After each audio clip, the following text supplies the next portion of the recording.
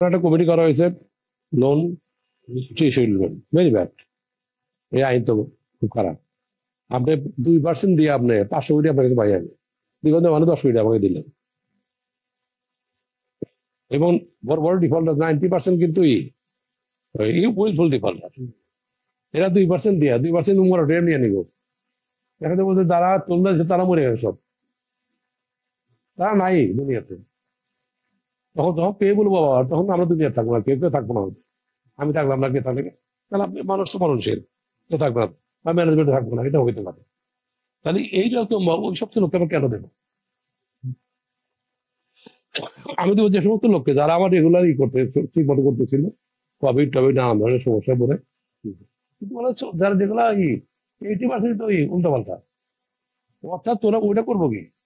They have created a scope for them to remain on track without paying any money to the bank. এখানে আবার time যখন হবো তখন আবার apply করবো, তখন গভর্নমেন্ট চেঞ্জ হতে পারে, পলিসি চেঞ্জ হতে পারে। তাহলে ওই টাকাগুলো উইল রিমেইন আনরিয়ালাইজড অ্যান্ড আনরিকভার্ড। কথা বুঝতে পারছেন তো? একদম ঠিক না তো এটা।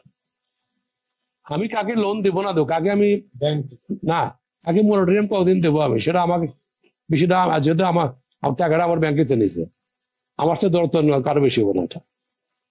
আমি তো বোর্ডে আমি বুঝতেছি, বোর্ডে যদি যদি আমি যদি বোর্ডে আমি যদি আমার কিছু মধ্যে কাজ না হয়, এখানে তো চাপা দেবো চিন্তা তো।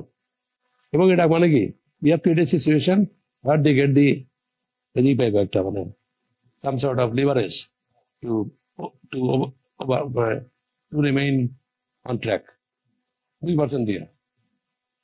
এটা কোনো আইন হল না। আপনি এনপিএল কাল কিভাবে করেন?